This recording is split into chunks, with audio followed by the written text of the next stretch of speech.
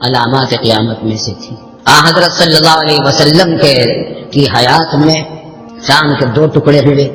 قرآن نے فرمایا کہ اقتربت الساعۃ وانشق القمر، قیامت قریب آ گئی ہے اور چاند کے دو ٹکڑے ہو گئے، اور دیکھا گیا وہ دو ٹکڑے پہاڑ کے ایک پہاڑ کے ایک طرف تھا، دوسرا دوسری طرف تھا، پھر وہ مل گئے۔ یہ علامات بعیدہ کہلاتی ہیں، دور والی علامتیں۔ رسول اللہ صلی اللہ علیہ وسلم نے فرمایا تھا کہ بعثت انا والساعۃ کہاتین، میں بھیجا گیا ہوں رسول بنا کر، اور قیامت میرے اور قیامت کے درمیان ایسا فاصلہ ہے، کہاتین، ایک انگلی آگے ہے دوسری انگلی پیچھے، لیکن یہ سب مطلب یہ کہ آخری دور ہے، یہ اس دنیا کی عمر کا آخری دور ہے۔ چنانچہ رسول اللہ صلی اللہ علیہ وسلم سے پہلے کتنے انبیاء کرام علیہ السلام آئے تھے، آدم علیہ السلام سے لے کر حضرت صلی اللہ علیہ وسلم تک، مگر آپ کے بعد اب کوئی اور رسول آنے والا نہیں، کوئی نبی آنے والا نہیں۔ آپ کائنات میں اس عالم میں اللہ کے آخری رسول ہیں۔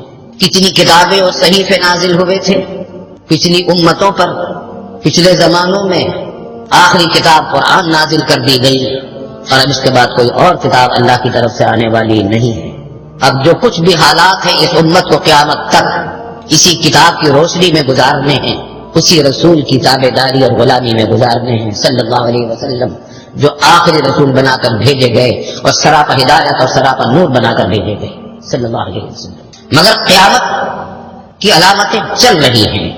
دوسری قسم علامتوں کی فتنہ تاتار جو آیا، جس نے پورے عالم اسلام کو زیر و زبر کر ڈالا تھا، اور تقریباً 6 7ویں ہجری کے درمیان رہا ہے یہ چنگیز خان کا فتنہ، جس نے بغداد کی اینٹ سے اینٹ بجا دی تھی مسلمانوں کے دارالخلافہ کی، اور ایسا قتل عام کیا تھا چنگیز خان ہلاکو خان نے کہ مسلمان کو کہیں جائے پناہ نہیں مل رہی تھی۔ صرف 2 ملک اس کے مظالم سے بچے تھے، ایک مصر ایک ہندوستان، یہاں سلطان شمس الدین التمش اللہ والے کی حکومت تھی، اور وہاں بھی ایک مرد مومن کی حکومت تھی۔ باقی سارا عالم اسلام زیر و زبر کر ڈالا تھا۔ میں پہلے بھی سنا چکا ہوں کہ مسلمانوں کا اتنا قتل عام کیا تھا انہوں نے کہ مسلمانوں کی کھوپڑیوں کے مینار بناتے تھے اپنے، جہاں وہ چھاونیاں بنایا کرتے تھے۔ کسی نے چنگیز خان سے پوچھا کہ اللہ کے عذاب سے تمہیں ڈر نہیں لگتا؟ اتنا قتل عام، اتنا ظلم انسانوں پر کر رہے ہو؟ تو اس نے کہا کہ میں خود اللہ کا عذاب ہوں جو تم پر مسلط کر کے بھیجا گیا ہوں۔ قرآن نے بھی یہی بات کہی تھی، وَكَذَلِكَ نُوَلِّي بَعْضَ الظَّالِمِينَ بَعْضًا، ہم اسی طریقے سے بعض ظالموں پر دوسرے ظالموں کو مسلط کیا کرتے ہیں۔ کچھ ظالموں کو سزائیں دلواتے دوسرے ظالموں سے، اور پھر ان ظالموں کو کسی اور طریقے سے سزا دی جاتی ہے۔ تو یہ علامات بعید کی تھی۔ پھر ہلاک جس سے تم سوال کر رہے ہو وہ تم سے زیادہ جاننے والا نہیں ہے اس معاملے، یعنی مجھے بھی نہیں معلوم۔ عیسیٰ علیہ السلام نے جبریل سے پوچھا تھا کہ قیامت کب آئے گی، تو جبریل نے بھی یہی کہا تھا کہ مل مسئول عنہا بعلم من السائل، جس سے سوال کیا گیا وہ سوال کرنے والے سے زیادہ نہیں جانتا۔ یہ ایک راز ہے کہ وہ قیامت کب آئے گی، متعین وقت کتنے سال کتنے گھنٹوں بعد آنے والی ہے، لیکن علامتیں بہت بتائی ہیں، اور یہ علامتیں ہمارے لیے عبرت کا سامان ہے۔ قیامت دم بدم قریب آ رہی ہے۔ مثلاً علامتیں جو درمیانی دور کی آنے والی تھی، اس میں یہ ہے کہ قتل و غارت گری پھیل جائے گی، شراب کا پینا بہت عام ہو جائے گا، اور زنا کھلا ہونے لگے گا، اور لوگ اس طریقے سے قتل کیے جائیں گے کہ نہ قتل کرنے والے کو معلوم ہوگا کہ اس نے کیوں قتل کیا، اور نہ جس کو قتل کیا گیا اس کو معلوم ہوگا کہ مجھے کیوں قتل کیا گیا۔ قتل کی کثرت ہوگی، ظلم کا دور دورہ ہوگا، مسلمانوں میں پھوٹ پڑی ہوئی ہوگی، پھوٹ انتہائی عروج انتہائی درجے کو پہنچی ہوئی ہوگی، پھوٹ ٹکڑے ٹکڑے ہو رہے ہوں گے مسلمان، جھوٹ کا دور دورہ ہوگا، دھوکہ بازی عام ہوگی، اور لیڈر دجال ہوں گے اس زمانے کے۔ ایک تو دجال اکبر آنے والا ہے، وہ امام مہدی کے زمانے میں آئے گا، اس سے پہلے کئی دجال آئیں گے، تقریباً 30 کی تعداد یاد پڑتی ہے، 20 یا 30 تعداد بتلائیے دجالوں کی، کہ وہ دجال آئیں گے۔ اور فرمایا کہ وہ کیسے دجال ہوں گے، کیسے ہوں گے؟ وہ الائمۃ المضلون، گمراہ کرنے والے لیڈر گمراہ کریں گے، ڈرامہ بازیاں کریں گے، دھوکہ بازیاں کریں گے، قسمیں کھائیں گے، جھوٹے دعوے کریں گے،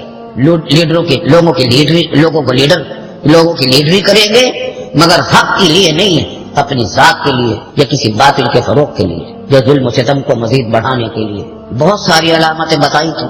ایک علامت یہ ارشاد فرمائی تھی کہ اس زمانے تو فتنے آئیں گے اتنی کثرت سے کہ تموج کموج البحر، کہ جس طرح سمندر کی لہریں ہوتی ہیں، موجیں ہوتی ہیں کہ ایک ختم نہیں ہوتی دوسری آ جاتی ہے، دوسری ختم نہیں ہوتی تیسری آ جاتی ہے، اور کوئی ادھر سے آتی ہے کوئی ادھر سے آتی ہے.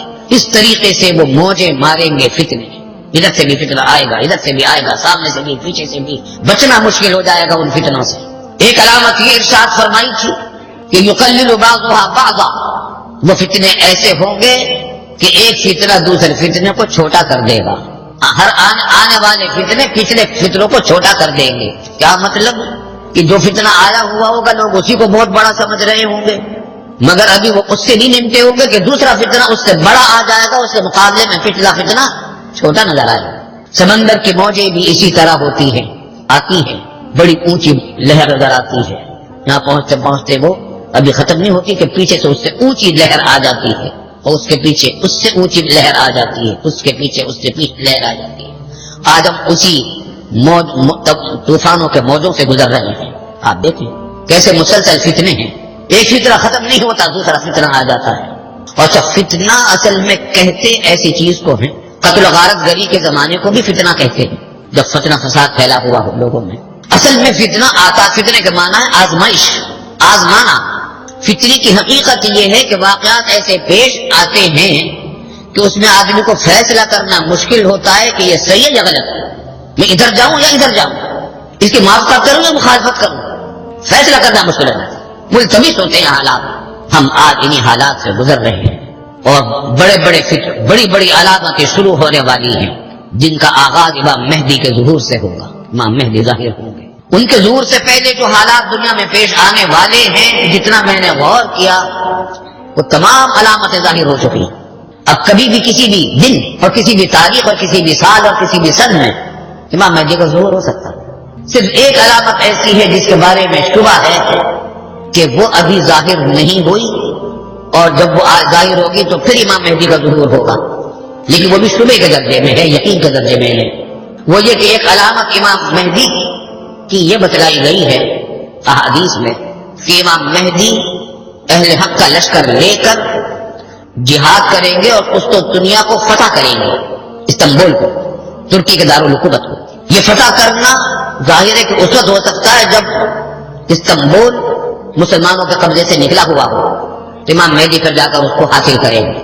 اس سے یہ شبہ ہو سکتا ہے کہ شاید امام مہدی کے ظہور سے پہلے خدا نخواستہ استنبول ہمارے ہاتھ سے نکل جائے گا، اور جب وہ نکل جائے گا تو پھر امام مہدی کا ظہور ہوگا.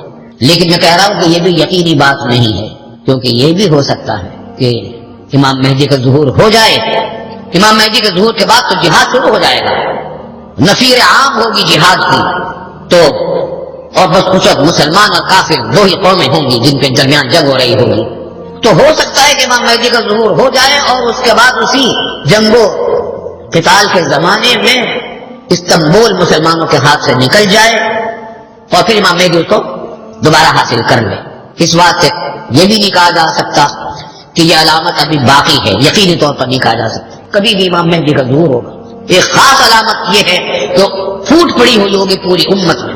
آج ہم دیکھتے ایسی پھوٹ پڑی ہوئی ہے، گھر گھر، محلہ محلہ، فرقہ وارانہ، سیاسی پھوٹ، جماعتوں کی، گروہوں کی پھوٹ ہی پھوٹ پڑی ہوئی ہے.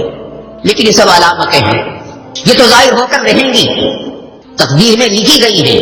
ان علامتوں کو روکا نہیں جا سکتا، ان فتنوں کو روکا نہیں جا سکتا. نہ آپ روک سکتے نہ میں روک سکتا، لیکن ایک دعا کی جا سکتی ہے، اور وہ یہ کہ یا اللہ ان فتنوں میں ہمیں شامل نہ کرنا، ان فتنوں سے ہمیں بچا لے. فتنے ہوں گے، قتل و غارت گری ہوگی، اور اللہ کی نافرمانیاں انتہائی درجے میں ہوں گی، بے حیائی بھی پھیلی ہوئی ہوگی، ظلم و ستم بھی پھیلا ہوگا، قتل و غارت گری بھی پھیلی ہوگی. لیکن ہم یہ دعا کر سکتے ہیں کہ اللہ ان خرابیوں سے ہمیں بچا لے. چنانچہ رسول اللہ صلی اللہ علیہ وسلم نے یہ دعا سکھلائی، اللہم انا نعوذ بک من الفتن ما ظہر منها وما بطن. اے اللہ ہم پناہ مانگتے ہیں فتنوں سے، کھلے ہوئے فتنوں سے بھی اور چھپے ہوئے فتنوں سے بھی. چھپے ہوئے فتنے دل میں ہوتے ہیں، کبھی کبر پیدا ہو جاتا ہے، کبھی حسد پیدا ہو جاتا ہے، بے وجہ کسی سے دشمنی دل میں پیدا ہو جاتی ہے، تکبر پیدا ہو جاتا ہے وغیرہ وغیرہ. اور کبھی چھپے ہوئے فتنے گھروں میں ہوتے ہیں، میاں بیوی کے درمیان، بہن بھائیوں کے درمیان، اولاد کے درمیان، رشتہ داروں کے درمیان، پڑوسیوں کے درمیان. تو رسول اللہ صلی اللہ علیہ وسلم نے دعا ہمیں سکھلائی اور خود دعا مانگا کرتے تھے، اللہم انا نعوذ بک من الفتن ما ظہر منها وما بطن. اے اللہ ہم پناہ مانگتے ہیں آپ سے فتنوں، ہم آپ کی پناہ مانگتے ہیں فتنوں سے، کھلے ہوئے فتنوں سے بھی، چھپے ہوئے فتنوں سے بھی. جی کہ یہ دعا نہیں کی حضور صلی اللہ علیہ وسلم نے کہ یا اللہ فتنے نہ بھیجیے گا، یہ دعا نہیں کی کہ فتنے نہ آئیں دنیا میں. کیوں نہیں کی؟ یہ تو فیصلہ ہو چکا ہے کہ آئیں گے، تقدیر میں فیصلہ ہو چکا. رسول اللہ صلی اللہ علیہ وسلم اس کی خبر دے چکے، قرآن حکیم نے بھی اس کو بتا دیا. ان فتنوں کو روکا نہیں جا سکتا، نہ اس کے لیے دعا مانگی گئی. دعا تو اس کے مانگی گئی کہ فتنے آئیں گے، لیکن یا اللہ ہمیں ان فتنوں سے ہمیں بچا دیجیے، ہمیں بچا دیجیے، ہمارے گھر والوں کو بچا دیجیے. چلو بچے، آج کا پیغام میرے نزدیک سب سے بڑا یہی ہے. وقت بھی ختم ہو گیا.